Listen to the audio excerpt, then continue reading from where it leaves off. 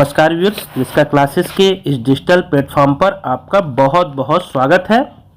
जैसा कि आप अपनी स्क्रीन पर देख पा रहे होंगे और थंबनेल पर ही भी देखा होगा आपने कि आज का हमारा जो टॉपिक है मध्य प्रदेश का करंट अफेयर 2024, जिसमें हम जनवरी से लेकर दिसंबर तक की सभी महत्वपूर्ण घटनाओं को कवर करेंगे, जो कि आपके आने वाली जो आगामी मध्य प्रदेश लोक सेवा आयोग द्वारा आयोजित राज्य सेवा परीक्षा है, या उसके बाद महिला पर्यवेक्षक की एग्जाम है, या मध्य प्रदेश के कोई भी एग्जाम जो आगामी आने वाले हैं, उसके लिए बहुत ज़्यादा महत्वपूर्ण होने वाला वीडियो है।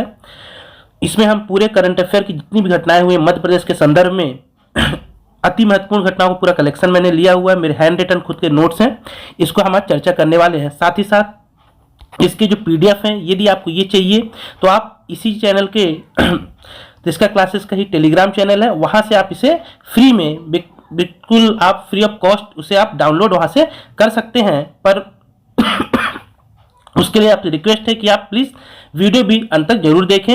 बहुत ही महत्वपूर्ण कंटेंट है, पूरी एकदम सेलेक्टेड जो टॉपिक्स रहते हैं उनको मैंने इसमें कवर किया हुआ है। ये आपके लिए बहुत ज़्यादा बहुउपयोगी होने वाला है। चलिए अब वीडियो को ज़्यादा लंबा नहीं करते, शुरू करते हैं अपने करंट अफेयर के सेशन। हो सकता है वीडियो ज़्यादा लंबा हो जाए, पर इसे आप जरूर पूरा देखने की कोशिश जरूर करेंगे। और यदि वीडियो पसंद आए चैनल को सब्सक्राइब भी कर लीजिएगा, लाइक और शेयर भी जरूर कीजिएगा। चलिए शुरू करते हैं। ये हमारा टॉपिक, इसमें आपको पॉइंट वाइज पूरे टॉपिक मिलेंगे वन लाइनर के रूप में, और जहां डिटेल की जरूरत हो मैं आपको डिटेल भी बताऊंगा। सबसे पहला टॉपिक जो अति महत्वपूर्ण था उसको मैंने कवर किया कि पार्वती कालीसिंध चंबल लिंक परियोजना। पार्वती कालीसिंध चंबल लिंक परियोजना किन किन के बीच है, तो याद रखिएगा ये महत्वपूर्ण है। यहाँ पे इसमें 3 भागीदार हैं पूरी इस योजना में। यहाँ पे आप देख सकते हैं कौन कौन इसमें भागीदार है, तो आपको याद रखना है इस जो परियोजना है इसमें जो भागीदार है वो कौन कौन है। तो आप याद रखिएगा इसमें मध्य प्रदेश शामिल है, राजस्थान शामिल है और केंद्र सरकार की हिस्सेदारी है, इसलिए महत्वपूर्ण योजना, इससे क्वेश्चन बनने की पूरी संभावना रहेगी। तो 3 यहाँ पे 2 परियोजना इस बहुत ज्यादा चर्चित रही हैं, एक केन बेतवा लिंक परियोजना और दूसरी पार्वती कालीसिंध चंबल लिंक परियोजना। इसका अभी हाल ही में उद्घाटन किया गया है और केन बेतवा लिंक परियोजना का भी खजुराहो से इसका भी उद्घाटन किया गया है। तो दोनों ही परियोजना बहुत ज्यादा महत्वपूर्ण होती है। इसमें जो महत्वपूर्ण फैक्ट है कि 3 लोग इसमें शामिल है, भागीदार हैं, MP, राजस्थान और केंद्र सरकार के बीच यह वो किया गया है, शुरुआत की गई है। इसमें आपको ये भी ध्यान रखना है कि मध्य प्रदेश के कितने जिले शामिल हैं, इसमें 12 जिले शामिल हैं, वहीं राजस्थान के इसमें 13 जिले शामिल किए गए हैं। साथ ही साथ इसमें लागत याद रखिए 72,000 करोड़, यहाँ 75 लिखा, पहले की जब शुरू की उस समय 72 आएगा, 72,000 करोड़ रुपए इसकी लागत आने वाली है। 10% इसमें राज्य सरकारों का हिस्सा रहेगा, 90% पूरा केंद्र सरकार दे रही है। तो ये बहुत ज्यादा महत्वपूर्ण हो जाता है। इस फैक्ट को बहुत, पहला जो फैक्ट बहुत ज्यादा आपके लिए महत्वपूर्ण हो जाता है, इसे अच्छे से ध्यान रखेंगे। अगला फैक्ट है आपका कि बाजरा अनुसंधान केंद्र कहाँ पे खोले जाने की घोषणा की गई। तो याद रखिए बाजरा अनुसंधान केंद्र खुलेगा डिंडोरी में। इससे और रिलेटेड फैक्ट याद रखना आपको, लहरीबाई। लहरीबाई कौन है? मिलेट क्वीन के नाम से जाना जाता है, बैगा जनजाति के हैं, जिन्होंने बहुत से मोटे अनाजों का संग्रह करके कलेक्शन करके रखा हुआ है। तो इनका नाम भी आप अच्छे से ध्यान रखिएगा। दूसरा है चना अनुसंधान संस्थान, कहाँ स्थापित किए जाने की घोषणा की, तो उज्जैन में ये भी स्थापित होगा, ये भी महत्वपूर्ण हो जाता है। राज्य सोयाबीन अनुसंधान संस्थान, ये कहाँ पे खोला जाएगा, तो ये याद रखिए राज्य का है, बहुत कंफ्यूज नहीं होइएगा।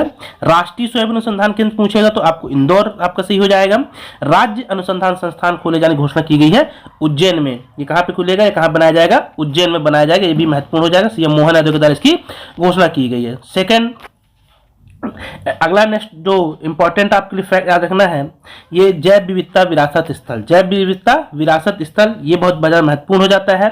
मध्य प्रदेश सरकार के द्वारा 26 जुलाई 2024 को 2 नए जैव विविधता विरासत स्थल जो है इनको घोषित किया गया है। तो कौन कौन से उसको देख लेते हैं। एक आपका है सिरपुर जो राम साइट है इंदौर की, इसको घोषित किया गया है, सिरपुर राम साइट को। और दूसरा है वाल्मीकि की जो पहाड़ियां हैं वहां पे, वाल्मीकि भोपाल में जो पहाड़ियां हैं वाल्मीकि, उसको घोषित किया गया। 2 ऐसे मिला कि अपने मध्य प्रदेश में यदि पूछा जाए कितनी जैव विविधता विरासत स्थल हो गए हैं, तो आपको ध्यान रखना है 5 टोटल कितने हो गए हैं, 5। उन 5 के हम नाम देख लेते हैं कौन कौन से हैं। तो पहला जो था पातालकोट छिंदवाड़ा में आता है, दूसरा अमरकंटक शहडोल, तीसरा है नारो हिल्स सतना, चौथा हो जाएगा सिरपुर साइड, अभी हाल में बनी है, ये नवीनतम में समझ सकते हैं हम इसे, और वाल्मीकि भोपाल की पहाड़ियां। तो ऐसी 5 जैव विविधता विरासत स्थल मध्य प्रदेश में हो चुके हैं। नेक्स्ट देखते हैं अगला भी फैक्ट बहुत ज्यादा महत्वपूर्ण है, रामसर साइट। रामसर साइट कितनी होगी मध्य प्रदेश, अब इनकी भी संख्या कितनी हो गई है, 5 हो गई। कितनी हो गई, इनकी भी संख्या आपके ध्यान में है, रामसर साइट की संख्या मध्य प्रदेश में कितनी हो गई, तो रामसर साइट की भी संख्या जो है मध्य प्रदेश में अब 5 हो गई है। सबसे पहला कौन था, तो भोजताल भोपाल में 2002 में बनाया गया था। उसके बाद सांग सागर झील जो है शिवपुरी की, सिरपुर तालाब और यशवंत सागर इंदौर के, और लास्ट अभी नवीनतम बना 2024 में तवा जलाशय, इसे आपको बहुत अच्छे से ध्यान रखना है। तो ऐसे मिला के 5 रामसर साइट मध्य प्रदेश में है। ये तीनों 2022 में घोषित की गई हैं, ये 2024 में घोषित किया गया। तवा जलाशय नर्मदापुरम में कहाँ पे आता है, तो ये भी याद रखिएगा, ये आता है नर्मदापुरम में। इस फैक्ट को भी आप बहुत अच्छे से ध्यान में रखेंगे, अति महत्वपूर्ण फैक्ट है, एग्जाम में पूछे जाने की पूरी संभावना रहेगी। नेक्स्ट अगला जो फैक्ट है आपका कि देश का सबसे ऊंचा मौसम टावर, देश का सबसे ऊंचा जो मौसम टावर ये कहाँ खोला जाएगा, सिलखेड़ा सीहोर में स्थापित किया जाएगा। और साथ ही साथ कितनी ऊंचाई रहने वाली है ये भी ध्यान रखिएगा, तो ये रहेगी इसकी ऊंचाई 72 मीटर, 72 मीटर इसकी ऊंचाई होने वाली है। और साथ ही साथ याद रखिएगा दक्षिण एशिया का इकलौता एवं सबसे बड़ा सेंटर भी कौन सा होने वाला है, तो यही होने वाला है सिलखेड़ा स्थित जो सीहोर का है, यही रहेगा दक्षिण एशिया का भी इकलौता एवं सबसे बड़ा सेंटर मौसम टावर। ठीक है। नेक्स्ट इंपॉर्टेंट फैक्ट अगला है आपका कि देश का पहला यूनेस्को जियो पार्क कहाँ स्थापित किया जाएगा, तो धार में स्थापित किया जाएगा। धार में भी कहाँ, तो राष्ट्रीय डायनासोर जो पार्क है वहां पे ये स्थापित किया जाएगा। इसके बाद फैक्ट याद रखिएगा, देश का पहला यूनेस्को ग्लोबल जियो पार्क है, ये फैक्ट भी आपको अच्छे से ध्यान में रखना है। सभी के सभी पहले पेज के जितने भी मैंने फैक्ट आपको बताया अति महत्वपूर्ण है, आपको एग्जामों में देखने को मिल सकते हैं, तो बहुत अच्छे से ध्यान रखिएगा। वीडियो यदि आपको अच्छी लग रही हो तो इसे आप लाइक जरूर कीजिएगा, चैनल को पहले नए आए हुए हैं तो सब्सक्राइब जरूर कर लीजिएगा। चलिए नेक्स्ट फैक्ट देखते हैं। अगला जो फैक्ट है, नर्मदा जीवाश्म संग्रहालय की स्थापना कहाँ की जाएगी, नर्मदा जीवाश्म जो संग्रहालय है इसकी स्थापना इंदौर में की जाएगी। कहाँ की जाएगी, इंदौर में की जाएगी। और यह किसमें की जाएगी, रालामंडल जो अभ्यारण्य है इसमें की जाएगी नर्मदा जीवाश्म संग्रहालय की स्थापना। नेक्स्ट है मध्य प्रदेश का सबसे बड़ा आइलैंड रिसोर्ट, बहुत ज्यादा इंपॉर्टेंट है, हाल ही में चर्चा में आया था, जिसके अभी उद्घाटन भी किया गया है, तो सरसी शहडोल में। सरसी कहाँ पे आता है, सरसी रिसोर्ट का नाम है, और ये आता कहाँ पे है, याद रखिएगा ये जो आता है ये शहडोल जिले में आता है। बहुत अच्छे से ध्यान रखिएगा, बहुत ज्यादा इंपॉर्टेंट, ये भी एक तरह से जो हरमंतिया टापू है उसी के जैसा ये रिसोर्ट हमारे मध्य प्रदेश सबसे बड़ा जो रिसोर्ट आइलैंड रिसोर्ट बना दिया गया है, तो बहुत ज्यादा महत्वपूर्ण है। कितना एरिया है, तो 23 एकड़ में फैला हुआ है, ये भी आप अच्छे से ध्यान रखेंगे। जो बाण सागर है उसका बैक वाटर में बनाया गया है, ये आप ध्यान रखिएगा, बहुत ज्यादा महत्वपूर्ण है ये रिसोर्ट, जिसका नाम सरसी रिसोर्ट, बहुत ही इंपॉर्टेंट है। नेक्स्ट है ऑपरेशन वाइल्ड ट्रैप, किसके लिए चलाया गया था, किस टाइगर रिजर्व में चलाया गया था, इससे आपको पूछा जा सकता है, तो आप रखिएगा बांधवगढ़ टाइगर रिजर्व में चलाया गया है ऑपरेशन वाइल्ड ट्रैप। आपने देखा होगा कुछ समय अखबार में बहुत ज्यादा चर्चा का विषय बना हुआ था। जो चर्चा का विषय था ये क्या बना हुआ था कि जो कोदो कुटकी होती उसको खाने से हाथियों की 10 हाथियों के करीब मौत हो गई थी, तब से चर्चा में। तो इसके लिए एक ऑपरेशन चलाया गया मध्य सरकार के द्वारा, ऑपरेशन वाइल्ड ट्रैप चलाया गया था, बांधवगढ़ टाइगर रिजर्व में चलाया गया। इसकी डेट अभी कब से कब तक थी, 1 दिसंबर से लेकर 31 जनवरी 2025 तक ये ऑपरेशन चलाया जाने का शुरू किया गया था, चलाया जाना शुरू किया गया था, ये आप अच्छे से ध्यान रखेंगे। नेक्स्ट फैक्ट आपको ध्यान रखना है कि मध्य प्रदेश का 8वां टाइगर रिजर्व कौन सा बनाया गया है, तो रातापानी अभ्यारण्य जो है, रातापानी अभ्यारण्य जो कि आपका सीहोर रायसेन में आता है, दोनों सीमाओं से लगा हुआ है रातापानी अभ्यारण्य, ये मध्य प्रदेश का 8वां टाइगर रिजर्व बन गया। इसका एरिया कितना है, तो इसका एरिया 1271 वर्ग किलोमीटर इसका एरिया है, अच्छे से आप ध्यान रखेंगे। रातापानी रायसेन में यह आता है, इसको अब अच्छे से अच्छा इसका नाम पूछ ली जाए तो भी ध्यान रखिएगा, बहुत ज्यादा महत्वपूर्ण है। नाम क्या रखा गया है, तो इसका नाम जो रखा गया है श्री विष्णुधर वाकड़कर, श्री विष्णुधर वाकड़कर अभ्यारण्य, श्री विष्णुधर वाकड़कर अभ्यारण्य इसका नाम रखा गया है। इस फैक्ट को भी आप बहुत अच्छे से ध्यान रखेंगे, ये भी आपसे पूछा जा सकता है कि नाम क्या रखा गया है, तो ये भी एक महत्वपूर्ण फैक्ट है, आप उसे नोट डाउन जरूर कर लीजिएगा कि इसका नाम क्या रखा गया। तो श्री विष्णुधर वाकड़कर जी के नाम पर इसका नाम भी रख दिया गया, नामकरण किया गया, बहुत ज्यादा महत्वपूर्ण हो जाता है। नेक्स्ट है देश का पहला शोध आधारित आईआईटी सैटेलाइट कैंपस, एक पुरानी घटना है फिर भी महत्वपूर्ण है, कहां पे खोला जाएगा, तो उज्जैन में खोला गया है देश का पहला शोध आधारित आईआईटी सैटेलाइट कैंपस। नेक्स्ट है अपशिष्ट से बिजली बनाने का संयंत्र, अपशिष्ट से बिजली बनाने का संयंत्र कहां स्थापित किया गया, तो यह रीवा में स्थापित किया जा रहा है। देश का ये कौन सा प्लांट होगा, तो देश का ये 9वां प्लांट होगा, जहां पे हम कचरे से बिजली बनाएंगे, उसका यह प्लांट स्थापित करने की घोषणा की गई है। नेक्स्ट आपका कि मध्य प्रदेश का दूसरा विज्ञान केंद्र कहां पे स्थापित होगा, तो ये भी स्थापित होने वाला है उज्जैन में। पहला कहां स्थापित होता है, तो आपको ध्यान रखना है भोपाल में पहला स्थापित किया गया था। नेक्स्ट है आपका प्रदेश का पहला CBRNA सेंटर। महत्वपूर्ण है, CBRNA सेंटर मतलब क्या? केमिकल, बायोलॉजिकल, रेडियोलॉजिकल और nuclear centre atomic nuclear atomic centre कहाँ पे स्थापित किया जाएगा? तो ये भोपाल में। ये भी कहाँ बनाया जा रहा है? भोपाल में बनाया जा रहा है। ये भी आप अच्छे से ध्यान रखेंगे। अगला, ये भी बहुत ज्यादा महत्वपूर्ण है, राज्य का पहला हाइपर स्केल डेटा सेंटर कहाँ स्थापित होगा? तो ये सुर्खी सागर में स्थापित किया जाएगा। किसके लिए? डाटा को, मतलब जितना डाटा उसको सुरक्षित रखने के लिए हाइपर स्केल डाटा सेंटर स्थापित किया जाएगा सुर्खी सागर में। नेक्स्ट है, मध्य प्रदेश में पेप्सिको इंडिया का जो इंडिया है, पेप्सिको इंडिया का फ्लेवर प्लांट कहाँ स्थापित किया जाएगा? तो ये पिछले साल इसको घोषणा की गई थी उज्जैन में खोले जाने की। उज्जैन में स्थापित होने वाला है। पहला जो प्लांट इन्होंने डाला था तो पंजाब में डाला हुआ था। ये भी आप अच्छे से ध्यान रखेंगे, ये भी महत्वपूर्ण हो जाता है। नेक्स्ट, बहुत ज्यादा महत्वपूर्ण ये भी फैक्ट आपका कि मध्य प्रदेश से किसे राष्ट्रपति ने राष्ट्रीय मानवाधिकार आयोग का सदस्य नियुक्त किया है? तो प्रियंका कानूनगो को क्या किया है? इसका सदस्य मेंबर नियुक्त किया गया है। इनका संबंध कहां से? ये ध्यान रखिएगा, तो विदिशा से इनका संबंध है। ये भी फैक्ट आपके लिए महत्वपूर्ण हो जाता है।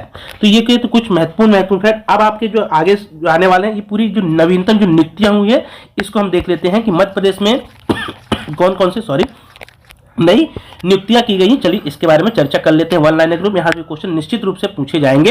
राज्य निर्वाचन आयुक्त किसे नियुक्त किया गया है? तो मनोज श्रीवास्तव जी को राज्य निर्वाचन आयुक्त नियुक्त किया गया है। मध्य प्रदेश के मुख्य सचिव कौन बनाए गए हैं? तो अनुराग जैन। कौन से क्रम के हैं? क्रम भी याद रखिएगा, 35वें क्रम के हैं ये अनुराग जैन। इनसे पहले कौन थी? तो इनसे पहले कौन थे? तो वीरा राणा थी इनसे पहले। मध्य प्रदेश की मुख्य निर्वाचन, दूसरी महिला मुख्य निर्वाचन आयुक्त थी वीरा राणा। अब कौन बनाया गया है? तो नए मुख्य सचिव अनुराग जैन जी बनाए गए हैं, 35वें क्रम के हैं, ये ध्यान रखेंगे। मध्य प्रदेश के नए डीजीपी, ये भी महत्वपूर्ण, कैलाश मकवाना जी बनाए गए हैं। कौन से क्रम के हैं? 32वें क्रम के हैं। बहुत अच्छे से आप ध्यान रखेंगे इन्हें। फिर है राष्ट्र न्यायिक अकादमी भोपाल के निदेशक डायरेक्टर किसे नियुक्त किया गया? अनिरुद्ध बोस। ये सुप्रीम कोर्ट के रिटायर्ड जस्टिस हैं, उनको ये नियुक्त किया गया है। यहाँ का भोपाल की जो राष्ट्रीय न्यायिक अकादमी है उसका नया डायरेक्टर बनाया गया है अनिरुद्ध बोस जी को। सभी के सभी फैक्ट बहुत ज्यादा महत्वपूर्ण है। तो 2 स्लाइड होगी। चलिए नेक्स्ट स्लाइड में चलते हैं। अगली जो नियुक्ति थी महत्वपूर्ण थी, ये भी नियुक्ति मध्य प्रदेश उच्च न्यायालय के नए सीजे चीफ जस्टिस कौन बनाए गए? सुरेश कुमार कैद बनाए गए। कौन बनाए गए? सुरेश कुमार कैद। जस्टिस सुरेश कुमार कैद जो है ये मध्य प्रदेश के नए चीफ जस्टिस बनाए गए हैं। कौन से क्रम के हैं? 28वें नंबर के हैं। ये भी आप अच्छे से ध्यान रखेंगे, 28वें क्रम के हैं, ये आप बहुत अच्छे से ध्यान रखेंगे। साथ ही साथ इनका संबंध कहां से है, किस राज्य से है? तो याद रखिएगा ये इनका संबंध है हरियाणा से। कहां से है? तो हरियाणा से इनका संबंध है। इस फैक्ट को भी आप अच्छे से ध्यान रखेंगे। फिर नेक्स्ट अगली जो नियुक्ति आपको ध्यान रखना है, अगली नियुक्ति है इसके बाद जो नियुक्ति है राज्य पिछड़ा वर्ग आयोग के अध्यक्ष रामकृष्ण कुशमरिया जी को बनाया गया है। ये ओबीसी आयोग के अध्यक्ष बनाए गए हैं। महाधिवक्ता कौन है? तो ये प्रशांत सिंह है। ये आप अच्छे से ध्यान रखिएगा। अगला फैक्ट इंपॉर्टेंट हो जाता है, जो भी चीज पहली होती है या मध्य प्रदेश पहली घटना घटेगी वो आपके लिए बहुत ज्यादा महत्वपूर्ण हो जाती है। तो अगला जो है आपका फैक्ट की मध्य प्रदेश में पहली बार अतिरिक्त महिला महाधिवक्ता नियुक्त हुई। किसे नियुक्त किया गया है? तो अर्चना खेर का नाम रखना है। इंदौर हाईकोर्ट में उनकी नियुक्ति की गई है। ये आप अच्छे से ध्यान रखेंगे, बहुत ज्यादा महत्वपूर्ण है अर्चना खेर जी का नाम। पहली बार ऐसा है कि अतिरिक्त मध्य प्रदेश में पहली बार अतिरिक्त महिला महाधिवक्ता भी नियुक्त किया गया है। मध्य प्रदेश के किस सैन्य अधिकारी को, ये दोनों फैक्ट बहुत ज्यादा इंपॉर्टेंट है, आपको ये बहुत अच्छे से ध्यान देखिए। निश्चित मान यहाँ से क्वेश्चन पूछेगा। पीएससी नौसेना, वायुसेना, थल सेना अध्यक्षों के क्वेश्चन हमेशा पूछती है, अक्सर पूछती है। उस लिहाज से बहुत ज्यादा महत्वपूर्ण हो जाता है ये दोनों फैक्ट, क्योंकि इनका संबंध कहीं कहीं मध्य प्रदेश से है। इसलिए आपको दोनों अच्छे से ध्यान रखना है कि मध्य प्रदेश किस सैन्य अधिकारी को भारतीय थल सेना का नया अध्यक्ष नियुक्त किया गया है। तो लेफ्टिनेंट जनरल उपेंद्र द्विवेदी जी को नियुक्त किया गया है। ये रीवा सैनिक स्कूल से पढ़े हुए हैं, रीवा के हैं, ये भी अच्छे ध्यान रखिएगा। अगला है मध्य प्रदेश नौसेना का सेना प्रमुख किसे बनाया गया है? नौसेना का सेना प्रमुख बनाया गया दिनेश कुमार त्रिपाठी। ये सतना जिले से हैं। ये दोनों बहुत अच्छे से आप ध्यान रखिएगा, बहुत ज्यादा महत्वपूर्ण है। चलिए नेक्स्ट देखते हैं। मध्य प्रदेश का संसदीय सलाहकार नियुक्त हुए, किसे नियुक्त किया गया? बहुत ज्यादा महत्वपूर्ण, क्योंकि नियुक्ति 44 साल बाद मध्य प्रदेश में की गई है। तो नियुक्त किए गए हैं देवेंद्र वर्मा जी। किसे नियुक्त किया गया है? संसदीय सलाहकार देवेंद्र वर्मा जी को नियुक्त किया गया। अगला है आरसीपीवी नरोना का नया डायरेक्टर किसे बनाया गया है? तो ये विनोद कुमार जी को बनाया गया है। नेक्स्ट है मध्य प्रदेश के नए लोकायुक्त किसे बनाया गया है? तो जस्टिस सत्येंद्र कुमार सिंह, ये लोकायुक्त थे मध्य प्रदेश के। मध्य प्रदेश के इंपॉर्टेंट हो जाता है आपके लिए, ये भी नई नियुक्ति हुई है कि मध्य प्रदेश के राज्य मुख्य सूचना आयुक्त कौन है? तो विजय यादव है, ये आईपीएस है विजय यादव, इनकी नियुक्ति की गई इसमें। विजय यादव जो कि मध्य प्रदेश के मुख्य सूचना आयुक्त होंगे। अगला फैक्ट देखते हैं, अगला भी इंपॉर्टेंट हो जाता है। मध्य प्रदेश पुलिस से राष्ट्रीय अपराध रिकॉर्ड ब्यूरो एनसीआरबी का निदेशक किसे नियुक्त किया गया, चूंकि इनका संबंध मध्य प्रदेश से होता है, तो आलोक रंजन जी इसका राइट आंसर हो जाएगा आपका। ये क्वेश्चन अभी हाल के एग्जाम में पूछा गया था कि मध्य प्रदेश टूरिज्म का नया ब्रांड एम्बेसडर किसे बनाया गया है, तो पंकज त्रिपाठी को नया ब्रांड एम्बेसडर नियुक्त किया गया मध्य प्रदेश सरकार के द्वारा। अगला है मध्य प्रदेश बाल विकास विभाग ने बेटी बचाओ बेटी पढ़ाओ अभियान का ब्रांड एम्बेसडर किसे नियुक्त किया है, तो आप ध्यान रखिएगा सिद्धि मिश्रा को नया ब्रांड एम्बेसडर नियुक्त किया गया है। अगला फैक्ट भी बहुत ज्यादा महत्वपूर्ण है, इसे आप अच्छे से ध्यान रखेंगे कि बाकू में यूएनओ द्वारा आयोजित अंतर्राष्ट्रीय जलवायु परिवर्तन सम्मेलन हुआ COP29। ये भी एक इंपॉर्टेंट क्वेश्चन हो जाता है। COP29 का आयोजन कहाँ पे किया गया, तो अजरबैजान बाकू में, जो कि इसकी राजधानी वहां पे आयोजित किया गया। तो यहाँ पे मध्य प्रदेश से किसने भारत देश का प्रतिनिधित्व किया था, तो डॉक्टर साक्षी भारद्वाज। ये ब्रांड एम्बेसडर विभाग स्वच्छता अभियान की, ये भी ध्यान रखिएगा इनके बारे में। साक्षी भारद्वाज जो है, डॉक्टर साक्षी भारद्वाज भोपाल से हैं ये, और भोपाल स्वच्छता अभियान के ब्रांड एम्बेसडर भी हैं ये इन्होंने प्रतिनिधित्व किया हुआ, तो बहुत ज्यादा इंपॉर्टेंट हो जाता है। अगला भी फैक्ट बहुत ज्यादा इंपॉर्टेंट, मैंने इसमें इतने सेलेक्टेड आपके लिए पूरे फैक्ट लेके आया हूं जो कि आपको निश्चित मानिए आपको एग्जामों में देखने को मिलेंगे। फेमिना मिस इंडिया 2024 का खिताब किसने जीता, निकिता पोरवाल ने जीता। किसने जीता, निकिता पोरवाल ने जीता फेमिना मिस इंडिया 2024 का जो खिताब था। और ये कहां से रहने वाली हैं, इनका संबंध कहां से है, तो उज्जैन से इनका संबंध है, ये भी आपको अच्छे से ध्यान में रखना है। अगला है बीजिंग के गुओचांग आर्ट म्यूजियम में मध्य प्रदेश से किस कलाकार की पेंटिंग प्रदर्शित की गई थी, तो याद रखिएगा ये जो कलाकार थे इनका नाम था संजू जैन। इनकी पेंटिंग को बीजिंग के गुओचांग आर्ट म्यूजियम में प्रदर्शित की गई थी। अगला भी बहुत ज्यादा इसको ध्यान रखिएगा, निश्चित मानिए ये क्वेश्चन भी आपसे पूछा जाएगा, क्योंकि जनजातीय व्यक्तित्व है और महत्वपूर्ण पर्सनालिटी है अपने यहाँ की, जिनका हाल ही में निधन हो गया। पद्मश्री प्राप्त जोधैया बाई का निधन हो गया। वे किस जनजातीय चित्रकला से संबंधित, बैगा चित्रकार थी, ये बैगा जनजाति से संबंधित चित्रकारी करती थी, तो इनका हाल ही में निधन हो गया है। क्यों इंपॉर्टेंट हो जाती हैं, क्योंकि जनजाति पर्सनालिटी है, जनजाति व्यक्तित्व है, पहली बात तो ये। दूसरा, लोढ़ा गांव उमरिया से इनका संबंध है, ये आप अच्छे से ध्यान रखिएगा, तो स्थान पूछेगा तो लोढ़ा गांव उमरिया से इनका संबंध है। नारी शक्ति सम्मान 2022 मिला होता, उससे ज्यादा इंपॉर्टेंट होता है 2023 के इन्हें पद्मश्री सम्मान से सम्मानित किया गया था। तो ये फैक्ट भी आप बहुत अच्छे से ध्यान रखिएगा। जोधैया बाई का नाम, बैगा चित्रकार, बैगा समुदाय से आती हैं, है ना, बड़ी कलाकार, पद्मश्री सम्मानित हैं ये, और तो ये इनसे पूछे जाने की पूरी संभावना रहेगी। चलिए नेक्स्ट देखते हैं। अब यहाँ से जो स्लाइड आ रही है, जो हाल फिलहाल में हमारे मध्य जिनकी निधन हो गए हैं उनसे संबंधित है ये। कुछ जो नाम है, जो चर्चित नाम है, जो प्रसिद्ध है व्यक्तित्व, यदि यहाँ क्वेश्चन बनता है तो। अगला जो दूसरा नाम है, पद्मश्री प्राप्त मालती जोशी का निधन हुआ। इनका ये किस क्षेत्र से संबंधित थी, याद रखिएगा, इनका क्षेत्र कौन सा था, किस क्षेत्र से संबंधित थी, तो याद रखिएगा इनका संबंध कला से था। कहां से था, कला से इनका संबंध था, और इन्हें मालवा की मीरा भी कहा जाता था। ये फैक्ट भी आप अच्छे से ध्यान रखेंगे। अगला है, पूर्व क्रिकेटर CK नायडू का निधन हुआ। मध्य प्रदेश किस जिले से संबंधित है, तो ये इंदौर से इनका संबंध था, और ये भारतीय क्रिकेट टीम के टेस्ट जो टीम थी उसके पहले कप्तान भी थे, ये भी आप ध्यान रखिएगा, ये भी बहुत ज्यादा महत्वपूर्ण है। अगला नाम, डॉक्टर शरद पगारे, इनका निधन हुआ था। तो इनके बारे में याद रखिएगा कि किस क्षेत्र से संबंधित है, साहित्यकार हैं, ये साहित्य से संबंधित है। कहाँ संबंध है इनका, तो खंडवा से इनका संबंध है। इन्हें 2020 का क्या व्यास सम्मान मिला हुआ था, तो ये भी इंपॉर्टेंट हो जाता है फैक्ट आपके लिए। किसके लिए मिला था, पाटलिपुत्र की सम्राज्ञी, इसके लिए इन्हें क्या किया गया था, पद्मश्री पुरस्कार, माफ करना, व्यास सम्मान दिया गया था। ये बहुत ज्यादा महत्वपूर्ण हो जाते हैं। अगला नाम आपका देखना है, हाल ही में जगत ज्योति दत्ता का निधन हुआ। इनका संबंध कहां से था, पर्यावरणविद थी। ऐसा एक क्वेश्चन पूछा गया था जब एक कोई मंत्री थे, पर्यावरण मंत्री थे मोदी सरकार के पहले टर्म में, उनका निधन, तब एक क्वेश्चन पूछा गया था एग्जामों में, उस दिन से पर्यावरणविद वाली भी महत्वपूर्ण हो जाता है। अगला एक महत्वपूर्ण फैक्ट की, निमाड़ क्षेत्र के प्रसिद्ध दिव्य संत जिनका हाल ही में निधन हुआ, सियाराम बाबा, इनका नाम आप अच्छे से ध्यान रखिएगा, ये भी महत्वपूर्ण हो जाते हैं। चलिए अगला आते हैं इंडेक्स के बारे में। अगला जो इंडेक्स के बारे में जो क्वेश्चन पूछा जाता है, जो सिलेबस में है, MPPSC के सिलेबस में भी है, कि नीति आयोग द्वारा जारी SDG इंडेक्स, जिसका फुल फॉर्म क्या होता है, sustainable development goals. SDG full form है, जो लोग ग्रोथ बोलते हैं, पर यहाँ गोल है, याद रखिएगा, लक्ष्य, सतत विकास लक्ष्य जो निर्धारित किए गए। कितने लक्ष्य निर्धारित, इसमें 17 लक्ष्य रहते हैं। है ना।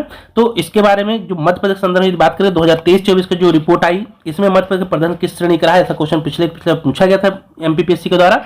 तो फ्रंट रनर के रूप में मध्य प्रदेश का रैंक है, फ्रंट रनर के रूप में सामने उभर कर आया हमारे मध्य। कितने पॉइंट है इसके, 67 पॉइंट इसने प्राप्त किया हुआ है। और मध्य यदि भारत को पूछा जाए तो 71 पॉइंट इसमें प्राप्त हुए भारत को, और मध्य प्रदेश को इसमें प्राप्त हुए हैं 67 पॉइंट प्राप्त हुए हैं। पहले मध्य प्रदेश जो था जब शुरू हुई इसकी रैंकिंग 2018 शुरू की गई, आकांक्षी जिलों में, आकांक्षी राज्य में आता था, अब फ्रंट रनर में पहुंच चुका। तो बड़ी उपलब्धि है। तो यहाँ से भी क्वेश्चन निश्चित मानिए आपसे पूछा जाएगा। तो ये दो चीजें तो आप ध्यान रखिएगा। इसके बारे में 2-3 फैक्ट मैं आपको बता देता हूँ कि जो ये रैंकिंग कब से शुरुआत की गई थी, याद रखिएगा। तो इसका जो शुरुआत की गई थी 2018 से की गई थी। कब से शुरू की एसडीजी रैंकिंग कौन जारी करता है, नीति आयोग जारी करता है, ये तो पता ही होगा, है ना। नीति आयोग के द्वारा इसको रिपोर्ट को जारी किया जाता है। अभी कौन सा संस्करण है, तो 4th कौन सी रिपोर्ट आई है, 4थी रिपोर्ट आई है। ये 12 जुलाई के आसपास 2024 में इसको जारी किया गया था इस रिपोर्ट को। इसमें मध्य प्रदेश फ्रंट रनर के रूप में उभर कर सामने आया है और 15 अंकों की इसमें वृद्धि देखी गई। जब से जारी किया जा रहा है तब से अभी तक कितने अंकों की वृद्धि कर दिया मध्य प्रदेश ने, तो 15 अंकों के करीब वृद्धि कर चुका है मध्य प्रदेश। ये भी महत्वपूर्ण हो जाता है। तो ये फैक्ट भी आप इसको बहुत अच्छे से ध्यान रखेंगे। अगला है मध्य प्रदेश सरकार ने किस वर्ष तक जीरो हंगर, ये बहुत ज्यादा महत्वपूर्ण हो जाता है, बनाने का लक्ष्य रखा 2030 तक। कब तक लक्ष्य रखा है, ऐसे भी सवाल पूछ लिए जाते हैं। 2030 तक मध्य प्रदेश जीरो हंगर प्रदेश मध्य प्रदेश को बनाने का लक्ष्य रखा गया है। नेक्स्ट है केंद्रीय आर्थिक सर्वेक्षण, जो है केंद्रीय आर्थिक सर्वेक्षण में आपको ध्यान रखना है कि सोयाबीन उत्पादन मध्य प्रदेश कौन सा स्थान है। ऐसे क्वेश्चन बहुत ज्यादा पूछे जाते हैं इकोनॉमिक सर्वे से भी। तो 41% के साथ मध्य प्रदेश टॉप पे है सोयाबीन उत्पादन में। इसके अलावा जो खनिज रैंकिंग में याद रखिए, यहाँ से क्वेश्चन बहुत ज्यादा महत्वपूर्ण, वाले टेबल आपको पूरी अच्छे से ध्यान रखना है। बहुत ज्यादा महत्वपूर्ण है ये कि कौन कौन सी में हमारी रैंकिंग प्रथम है, किसमें हम द्वितीय हैं। तो खनिज के क्षेत्र में 3 चीजें हैं। HMT से हम इसे बहुत आसानी से याद रख सकते हैं। HMT के थ्रू की हीरा मैग्नीज तांबा में हम टॉप पे हैं देश में, इनमें उत्पादन में हम टॉप पे हैं। चूना पत्थर हमारा तीसरा स्थान है, रॉक फॉस्फेट हमारा दूसरा स्थान है और कोयले में हमारा चौथा स्थान है। तो ये सभी के सभी आपको बहुत अच्छे से ध्यान रखना है। पूरी रैंकिंग बहुत ज्यादा महत्वपूर्ण है। निश्चित मानिए यहाँ से कोई ना कोई आपको रैंकिंग देखने को एग्जाम में मिल जाएगी। इसके अलावा मसालों में जो हमने आश्चर्यचकित करने वाली जो हमारी इसमें रैंकिंग आई हुई है, तो ये भी बहुत ज्यादा महत्वपूर्ण हो जाता है। ये क्वेश्चन अभी हाल के जो असिस्टेंट रजिस्ट्रार का एग्जाम हुआ था लोक सेवा आयोग के द्वारा, उसमें ये क्वेश्चन पूछा गया था कि वर्ष 2023-24 में मसालों के उत्पादन में मध्य प्रदेश का देश में कौन से स्थान है। तो पहला स्थान पे हम टॉप पे आ गए हैं। हम कहीं केरल का नाम सुनते थे मसालों में, कर्नाटक का नाम सुनते हैं, लेकिन कौन इस पर टॉप पे है 2023-24 में, केंद्र सरकार की जो रिपोर्ट है, मध्य प्रदेश हमारा टॉप पे है। तो बहुत ज्यादा महत्वपूर्ण हो जाता है, ये पहला स्थान है। मिर्च उत्पादन में हमारा दूसरा स्थान है। इसके अलावा 2-3 चीजें और आपको इसमें ध्यान रखना है, धनिया, लहसुन, टमाटर और संतरा, इसमें हमारा पहला स्थान है देश में। ये बहुत ज्यादा महत्वपूर्ण है। आप पूरे नाम अच्छे से ध्यान रखिएगा। जितने भी मैं आपको फैक्ट दे रहा हूं, निश्चित मानिए पूरे छटाए फैक्ट हैं, बस आपको सीधे सीधे पढ़ लेना है। निश्चित मानिए आपको इससे लाभ होने वाला है एग्जाम में। तो धनिया, लहसुन, टमाटर और संतरा, इसमें आप पूरे में हम टॉप पे हैं। इसके अलावा देखते हैं कि मध्य प्रदेश आर्थिक सर्वेक्षण 2023 के अनुसार राज्य का देश के कुल दुग्ध उत्पादन में कौन से स्थान है। हमारे मध्य प्रदेश का तीसरा स्थान, ये भी बहुत ज्यादा महत्वपूर्ण है। ये भी ध्यान रखें, दुग्ध उत्पादन में हम तीसरे स्थान पर हैं। पहले पे राजस्थान है, दूसरे पे यूपी है और तीसरे पे मध्य प्रदेश है। तो ये भी आप अच्छे से ध्यान रखेंगे। चलिए आगे बढ़ते हैं। अगली स्लाइड है आपकी, ये कुछ अब रैंकिंग की बात करते हैं। कहाँ हमारी रैंकिंग मध्य प्रदेश की। भारतीय संस्थागत रैंकिंग फ्रेमवर्क रैंकिंग 2024 में इंदिरा गांधी राष्ट्रीय जनजातीय विश्वविद्यालय जो अमरकंटक में है, इसका देश में कौन से स्थान प्राप्त हुआ। तो इसे देश में 11वां स्थान प्राप्त हुआ है। केंद्रीय कृषि मंत्रालय द्वारा जारी रिपोर्ट जो है, इसमें मध्य प्रदेश जो है के अनुसार किस राज्य में सर्वाधिक क्षेत्रफल में जैविक कृषि होती है। तो जैविक कृषि के लिए मध्य प्रदेश में सबसे ज्यादा जैविक कृषि की जाती है। ये पहले स्थान पर हम ऐसा भी कह सकते हैं। ये भी महत्वपूर्ण फैक्ट हो जाता है। आप मुझे कमेंट बॉक्स में जरूर लिख के बताइए कि मध्य प्रदेश के जैविक कृषि का जनक किसे माना जाता है। मध्य प्रदेश में जैविक कृषि का जनक किसे माना जाता है, यदि आपको पता हो तो आप मुझे कमेंट बॉक्स पर जरूर लिख के बताइएगा। अगला है आकांक्षी विकासखंड कार्यक्रम की रैंकिंग में मध्य प्रदेश का कौन सा विकासखंड है जिससे देश में शीर्ष स्थान प्राप्त हो। बहुत ज्यादा महत्वपूर्ण, तो तिरला विकासखंड है जो कि धार जिले का है, इसे पहला स्थान प्राप्त हुआ है आकांक्षी विकासखंड कार्यक्रम की रैंकिंग में। अगला है राष्ट्रीय स्वच्छ वायु सर्वेक्षण जो 2024 की रिपोर्ट आई के अनुसार देश का दूसरा सबसे स्वच्छ वायु वाला शहर कौन सा है। तो ये जबलपुर है। पहले शहर पूछेगा तो पहले पे सूरत याद रखिएगा, दूसरे पे हमारा जबलपुर। मध्य प्रदेश का जो शहर है जबलपुर, यह स्वच्छता, राष्ट्रीय स्वच्छता वायु सर्वेक्षण में दूसरे स्थान पर आया है। अगला है राष्ट्रीय बाघ संरक्षण प्राधिकरण द्वारा फरवरी 2024 में जो रिपोर्ट जारी की गई, तो उसके अनुसार कितने तेंदुए किस हैं, तो मध्य प्रदेश सबसे ज्यादा तेंदुए टॉप पे आता है, इसलिए हम तेंदुए स्टेट में कहलाने लगे थे। 3907 कितने हमारे तेंदुए पाए गए, 3907। ये नंबर आपको बहुत अच्छे से ध्यान रखना है। हम बाघों की भी बात कर लेते हैं। बाघों की संख्या में हमारी टॉप पे है हम देश पे, तो 785 बाघ पाए गए हैं, ये भी ध्यान रखिएगा। पूरे देश में सबसे ज्यादा पहले नंबर पे है हम। और सर्वाधिक बाघ किस राष्ट्रीय उद्यान में, तो बांधवगढ़ में आपको मिलेंगे सबसे ज्यादा, घनत्व भी यहीं पे सबसे ज्यादा देखने को मिलता है, ये भी महत्वपूर्ण हो जाता है। अगला है राज्य स्तरीय स्वच्छता सर्वेक्षण की रिपोर्ट 2023 के आधार पर नेशनल एंड जोनल कैटेगरी में नगरीय निकाय जिसे पहला स्थान मिला, तो इंदौर को मिला हुआ था, ये भी महत्वपूर्ण हो जाता है। और स्वच्छता में तो इंदौर सूरत के साथ इस बार पहले स्थान पे, ये भी आप अच्छे से ध्यान रखेंगे सबसे स्वच्छ शहरों में। यदि राज्य में बात किया जाएगा तो राज्य में महाराष्ट्र है, ये भी याद रखें। दूसरे नंबर पे मध्य प्रदेश है। राज्य में बात करेंगे सबसे स्वच्छ राज्य की बात करें तो महाराष्ट्र है, आप याद रखिएगा। और एमपी यहाँ पे सेकंड नंबर पे है ना। और शहर की बात करेंगे तो सूरत और इंदौर अपने दोनों रैंक शेयर कर रहे हैं पहली पोजीशन, ये भी आप अच्छे से ध्यान रखेंगे, ये भी महत्वपूर्ण हो जाएगा आपके लिए। ठीक है, चलिए आगे बढ़ते हैं, आगे देखते हैं अगला कौन सा फैक्ट है आपके लिए महत्वपूर्ण।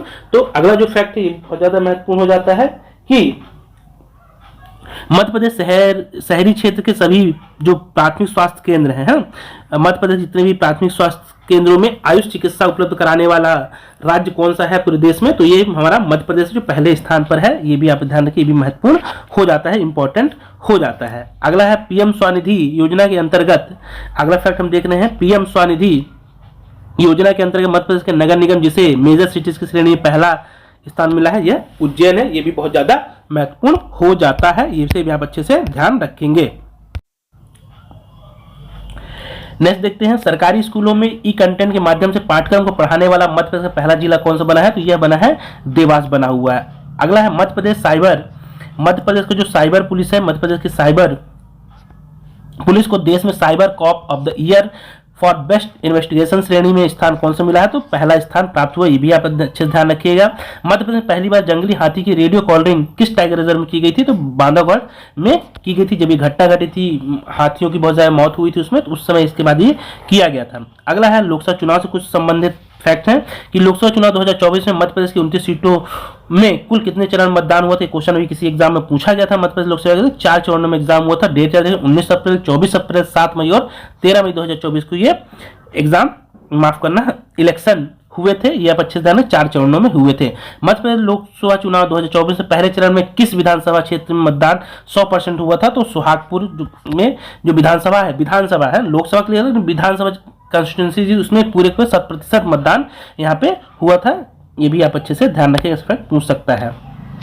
अगला फैक्ट है आपका कि लोकसभा चुनाव 2024 में कुल कितने परसेंट मतदान हुआ है, तो 66.87 हुआ, जबकि 2019 में हमने लिख दिया है कि 71.10 के आसपास था, 71.10 के आसपास था 2019 में। इस बार 66.87 हुआ है, क्योंकि कमी आई हुई है, तो ये भी याद रखना कितनी कमी आई हुई है, लगभग आप याद रखिएगा कि 5% के आसपास यहाँ पे कमी दर्ज की गई थी। सबसे ज्यादा मतदान कहाँ पे हुआ था, तो 79.83 के साथ छिंदवाड़ा में सबसे ज्यादा मतदान किया गया था लोकसभा में, और सबसे कम 49.43% जो कि रीवा में दर्ज किया गया था, सबसे कम मतदान। नेक्स्ट है, ये फैक्ट बहुत ज्यादा एग्जाम पूछा जा रहा है आजकल कि मध्य प्रदेश के पूर्व सीएम शिवराज सिंह चौहान को केंद्रीय मंत्रिमंडल में कौन सा मंत्रालय मिला था, तो याद रखिएगा कृषि एवं ग्रामीण विकास मंत्रालय इन्हें दिया गया था, ये महत्वपूर्ण हो जाता है। वर्ष 2024 में केंद्रीय मंत्रिपरिषद में मध्य प्रदेश कितने सांसदों को दिया गया स्थान मिला हुआ है, तो 7 सांसद जो है उनको केंद्रीय मंत्रिपरिषद में जगह मिली हुई है, तो ये भी इंपॉर्टेंट हो जाता है। आप मुझे कमेंट बॉक्स में बताइएगा कमेंट करके कि मध्य प्रदेश से कितनी महिला लोकसभा सांसद चुन के गई हुई हैं। इस बार मध्य प्रदेश में कितनी महिला लोकसभा सांसद चुनकर गई हुई हैं, आप दोनों को बता सकते हैं। इसमें राज्यसभा लोकसभा दोनों को इंक्लूड करके आप मुझे संख्या बता सकते हैं। अगला है 18वीं लोकसभा में सिंधी भाषा में शपथ लेने वाले देश के एकमात्र सांसद कौन से, तो इंदौर से हैं ये शंकर लालवानी जी, इन्होंने सिंधी भाषा में शपथ ली। इनके बाद 2-3 फैक्ट और आप याद रखिएगा, 4 फैक्ट इनके बहुत ज्यादा महत्वपूर्ण है। दूसरा फैक्ट है कि ये सर्वाधिक मतों से विजयी होने वाले सांसद है, पूरे देश में सबसे ज्यादा मतों से विजयी होने वाले हैं। इन्हीं की जो कॉन्स्टिट्यूंसी थी, मतलब कहना चाहिए लोकसभा क्षेत्र जहां से खड़े हुए थे वहां सबसे ज्यादा नोटा का प्रयोग कर इन्हीं के यहाँ पे हुआ है, ये भी आपका ध्यान रखना है। इन्होंने एक पुस्तक लिखी हुई है, उस पुस्तक का विमोचन किया था मोदी जी ने, तो उस पुस्तक का नाम है 100 मोदी मंत्रास, ये बहुत अच्छे से ध्यान रखिएगा, इंपॉर्टेंट है। 100 मोदी मंत्रास ये किसकी पुस्तक है? शंकर लालवानी जी का है, जिसको पीएम मोदी के द्वारा विमोचन किया गया था। और एक फैक्ट याद रखिएगा कि जो केंद्र सरकार की संसदीय राजभाषा समिति है उसका सदस्य भी किसे बनाया गया है? तो यहाँ पे शंकर लालवानी को उसका सदस्य भी, मेंबर भी बनाया गया है। तो 5 फैक्ट जो हो गए, एक बुक 100 मोदी मंत्रास, 100 मोदी मंत्रा जो है ये, फिर इनके जो वोट से संबंधित फैक्ट्स हैं ये बहुत ज़्यादा महत्वपूर्ण है। चलिए आगे देखते हैं। 100वें अखिल भारतीय तानसेन समारोह में किसे तानसेन अलंकार 2023 दिया गया? ये तानसेन सम्मान 2023 किसे मिला है? तो स्वप्न चौधरी, ये नाम अच्छे से ध्यान रखिएगा, महत्वपूर्ण है फैक्ट, अच्छे से आज स्टार लगा लीजिए, ये एग्जामों में देखने को आपको मिल सकता है। अगला है राष्ट्रपति मुर्मू जी हैं, जो हमारे द्रौपदी मुर्मू जी हैं, किसे पादप जीनोम संरक्षण किसान सम्मान 2021-22 से सम्मानित किया था? पुराना फैक्ट हो जाता है लेकिन इंपॉर्टेंट है, लहरी बाई को सम्मानित किया था। अगला है राष्ट्रपति, माफ करना, राष्ट्रीय लता मंगेशकर सम्मान 2023 किसे दिया है? तो के एस चित्रा को दिया गया है, तमिलनाडु की हैं के एस चित्रा, वहां की लता मंगेशकर कहलाती हैं ये, के एस चित्रा इन्हें मिला हो। 2022 में उत्तम सिंह को मिला हुआ था लता मंगेशकर सम्मान। अगला है मध्य प्रदेश संस्कृति विभाग ने किसे राष्ट्रीय कुमार गंधर्व सम्मान 2022 से सम्मानित किया है? सुधा रघुरामन जी को सम्मानित किया कुमार गंधर्व सम्मान, ये भी महत्वपूर्ण है। अगला है वर्ष 2023 का राजा मान सिंह तोमर सम्मान किसे मिला है? अभी हाल फिलहाल की घटना दिसंबर की है, तो सानंद न्यास इंदौर को यह मिला हुआ है, ये आप ध्यान रखिएगा। राष्ट्रपति ने मध्य प्रदेश से किसे राष्ट्रीय दिव्यांगजन सशक्तिकरण पुरस्कार 2024 से सम्मानित किया? तो डॉक्टर संजय कुमार शर्मा का नाम आपको बहुत अच्छे से ध्यान रखना है। संगीत के क्षेत्र में संगीत नाटक जो अकादमी पुरस्कार 2023 से सम्मानित किसे किया गया है? तो कलापिनी कोमकली जी को सम्मानित किया गया है। ये कुमार गंधर्व जी की बेटी हैं, कलापिनी कोमकली जी, इनके बारे में आपको अच्छे से ध्यान रखना है। अगला है रंगमंच के क्षेत्र में किसे संगीत नाटक अकादमी पुरस्कार 2023 से सम्मानित किया गया है? तो राजीव वर्मा, नाटक के क्षेत्र में तो राजीव वर्मा और अनूप जोशी जी को यह सम्मान प्राप्त हुआ है। चलिए आगे बढ़ते हैं। अगला फैक्ट है शरद पगारे के उपन्यास गुलारा बेगम को किस भाषा के अनुवाद के लिए साहित्य अकादमी पुरस्कार 2023 प्रदान हुआ था? तो पंजाबी भाषा में इसका अनुवाद किया गया था, ये भी महत्वपूर्ण है उनका, ये भी याद रखिएगा उपन्यास एक शरद पगारे जी का। अगला अंतर्राष्ट्रीय संस्था T4 एजुकेशन द्वारा CM rise Vinoba Bhave school Ratlam को किस श्रेणी में द वर्ल्ड बेस्ट स्कूल का पुरस्कार मिला? नवाचार श्रेणी में इसको बेस्ट अवार्ड मिला हुआ था स्कूल को। केला प्रसंस्करण, थोड़ा पुराना फैक्ट लेकिन महत्वपूर्ण है, पूछ भी चुका है। केला प्रसंस्करण विशेष कार्य करने हेतु किस जिले को नेशनल ओडीओपी अवार्ड सेरेमनी में 2023 में सम्मानित किया गया था? तो बुरहानपुर को सम्मानित किया गया था। जैविक विज्ञान क्षेत्र में विज्ञान युवा शांति स्वरूप भटनागर पुरस्कार 2024 सम्मानित किया गया प्रोफेसर राधा कृष्णन महालक्ष्मी जी को। अगला है अमेरिका में Florida state teacher of the award 2024 पाने वाली भारत की पहली शिक्षिका कौन बनी? मधु थॉमस, भोपाल की हैं, ये भी अच्छे से ध्यान रखिएगा। अगला है लंदन में आयोजित अंतर्राष्ट्रीय गिरमिट सम्मेलन, जो गिरमिट किसान हुआ करते किसान, उसके लिए सम्मेलन कौन था? अंतर्राष्ट्रीय गिरमिट सम्मेलन 2024 में मध्य प्रदेश किस कलाकार की पेंटिंग को सम्मान मिला है? सम्मानित किया गया डॉक्टर निहारिका सिंघल जी को, माफ करना, सिंघल जी को यह सम्मान दिया गया है। फ्रांस में मध्य प्रदेश किस पत्रकार या लेखक को अंतर्राष्ट्रीय भारत गौरव सम्मान से सम्मानित किया गया? तो संतोष चौबे जी को। राष्ट्रीय किशोर सम्मान बहुत ज्यादा महत्वपूर्ण है, एग्जाम में पूछा भी गया है हाल फिलहाल में कि राष्ट्रीय किशोर सम्मान 2023 किसे मिला है? तो फिल्म मेकर है ये राजकुमार हिरानी जी को मिला है। 2022 किसे मिला था? धर्मेंद्र देवल जी को यह सम्मान प्राप्त हुआ था। अगला बहुत ज्यादा इंपॉर्टेंट हो जाता है, स्टार लगा लीजिए, इसमें यहाँ से क्वेश्चन देखने को मिल जाएगा कि कालिदास सम्मान 2023 4 विधाओं में दिया जाता है। तो रघुपति भट्ट को रूपंकर कला में मिला हुआ, कर्नाटक के हैं ये। कलावती देवी जी को शास्त्रीय नृत्य मिला है, मणिपुर से इनका संबंध है। रुद्र प्रसाद सेन रंकर में है, कोलकाता से इनका संबंध है। और अरविंद पारेख शास्त्रीय संगीत में इनको यह सम्मान दिया गया। चारों के चारों बहुत ज्यादा महत्वपूर्ण हो जाते हैं। अगला राष्ट्रीय गोकुल मिशन के अंतर्गत किसे राष्ट्रीय गोपाल रत्न पुरस्कार 2024 से सम्मानित किया गया? देवेंद्र परमार को सम्मानित किया गया, शाजापुर से इनका संबंध है। किस राज्य को घरेलू पर्यटन को बढ़ावा देने के लिए सर्वश्रेष्ठ राज्य का सम्मान प्राप्त हुआ? तो मध्य प्रदेश को यह घरेलू पर्यटन को बढ़ावा देने के लिए यह सम्मान दिया गया है, इंपॉर्टेंट है, याद रखिएगा। अगला है अंतर्राष्ट्रीय एग्री एंड हर्टी एक्सपो 2024 में उत्कृष्ट कार्य के लिए हर्टी कल्चर फूड प्रोसेसिंग में पहला पुरस्कार किसे मिला है? तो मध्य प्रदेश को पहला पुरस्कार दिया गया था। लास्ट स्लाइड, क्योंकि वीडियो बहुत ज्यादा लंबा हो जाएगा, इसके 2 पार्ट में वीडियो आ जाएंगे। इसमें देखते हैं कौन कौन से फैक्ट हैं। सभी इसके सभी बहुत ज्यादा महत्वपूर्ण फैक्ट हैं। आपको इसकी पीडीएफ में मिल जाएगी टेलीग्राम चैनल पे, आप वहां से भी डाउनलोड कर सकते हैं बाद में। देश का सबसे स्वच्छ औद्योगिक पार्क बहुत ज्यादा इंपॉर्टेंट है ये। देश का सबसे स्वच्छ औद्योगिक पार्क का अवार्ड किस दिया गया है। किसे मिला है? तो विक्रम उद्योगपुरी उज्जैन को यह अवार्ड मिला हुआ है। 5वें राष्ट्रीय जल पुरस्कार में वेस्ट जोन का प्रथम पुरस्कार इंदौर को प्राप्त हुआ।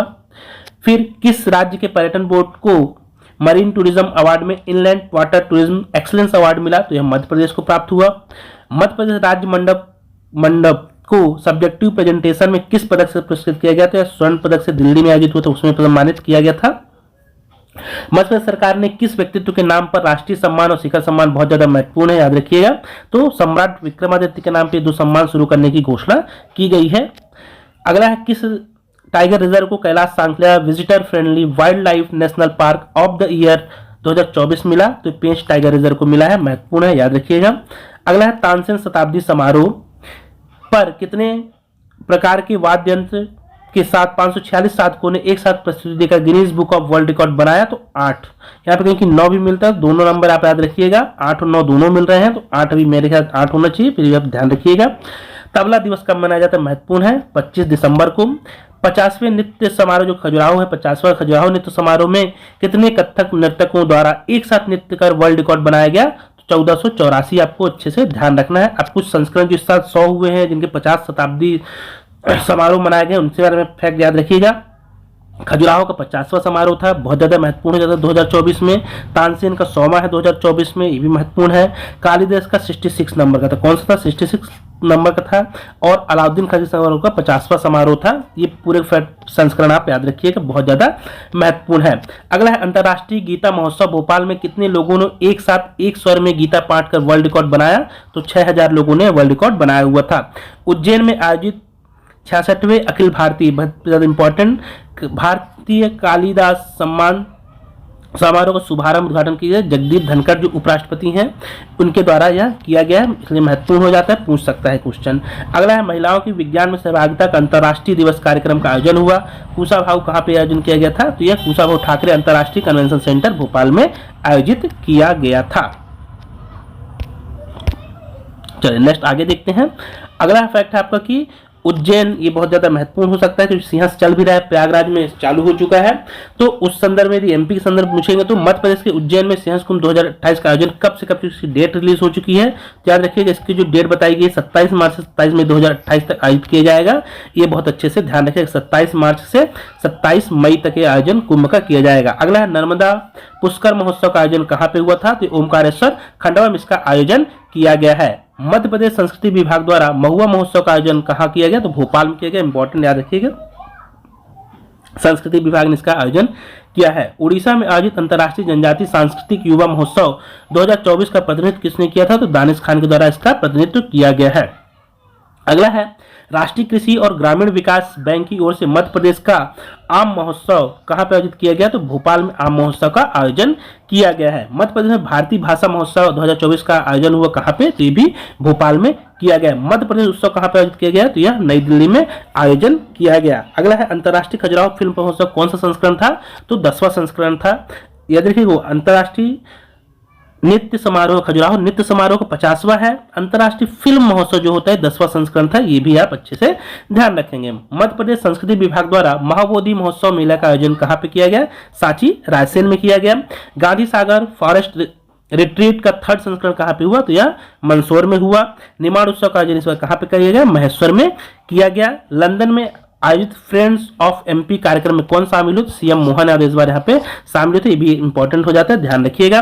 अगला है सीएम मोहन यादव ने ग्लोबल इन्वेस्टर समिट 2025 के लोगों का अनावरण किया। इसकी थीम क्या थी? तो मध्य प्रदेश अनंत संभावनाएं, बहुत ज्यादा महत्वपूर्ण, इसकी स्टार लगा लीजिएगा, पूछ सकता है, ये इसकी थीम थी। Madhya Pradesh national handloom expo 2023 का आयोजन कहाँ पे हुआ? तो ये भोपाल में हुआ। भारत का पहला वर्ल्ड रोज कन्वेंशन जो कि 2028 में आयोजित किया जाएगा, इसका शहर घोषित कर दिया गया, तो कहाँ पे आयोजित होने वाला है? भोपाल में आयोजित किया जाएगा, ये आपको अच्छे से ध्यान रखना है।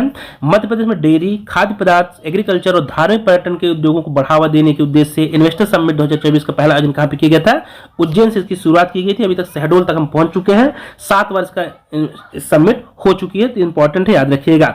अंतर्राष्ट्रीय शोध व नवाचार सम्मेलन सोच शिखर 2024 का विषय क्या था? तो विकसित भारत नया भारत इसका विषय था। तो ये आपकी 10 स्लाइड हो गई, 8 स्लाइड और बची हुई है जिसमें और खेल वगैरह के और साथ ही साथ जो हमारे जो इन्वेस्टर सबमिट हो रहे हैं उनकी पूरी जानकारी आपको नेक्स्ट वीडियो में मिलेगा। तो आप उसे भी जरूर देखिएगा, क्योंकि वीडियो बहुत ज़्यादा लंबा हो जा रहा है। तो इसको यहीं पे खत्म करते हैं। इसकी एक वीडियो बहुत जल्द ही मैं उसको भी रिलीज कर दूंगा, तो आप वहां से भी पूरा देखिए और पूरा आपको लगभग साल भर पूरा करंट अफेयर यहाँ पे आपका कवर हो जाएगा। वीडियो आपको कैसा लगा? यदि आपको अच्छा लगा तो चैनल को आप सब्सक्राइब जरूर कर लीजिएगा, लाइक और शेयर भी जरूर कीजिएगा। फिर मिलते हैं इसके नेक्स्ट पार्ट के साथ। ये पार्ट 1 था, इसका एक पार्ट और आएगा जिसमें हम पूरे स्लाइड लगभग आपको 500 से 600 फैक्ट आपको पूरे देखने को मिल जाएंगे। अति महत्वपूर्ण फैक्ट्स हैं, सब के सब कहीं रोजगार निर्माण और जितनी भी वेबसाइट वगैरह वहां से कलेक्ट किए हुए पूरे फैक्ट्स हैं, तो आपके लिए बहुत ज़्यादा हेल्पफुल होने वाले हैं। तो फिर मिलते हैं नए वीडियो के साथ, तब तक के लिए बहुत बहुत धन्यवाद। बहुत जल्द इसका मैं वीडियो डालूंगा, आप उसे भी जरूर देखिएगा और इस वीडियो को भी ज़्यादा से ज़्यादा आप शेयर कीजिएगा, चैनल सब्सक्राइब और लाइक जरूर कीजिएगा।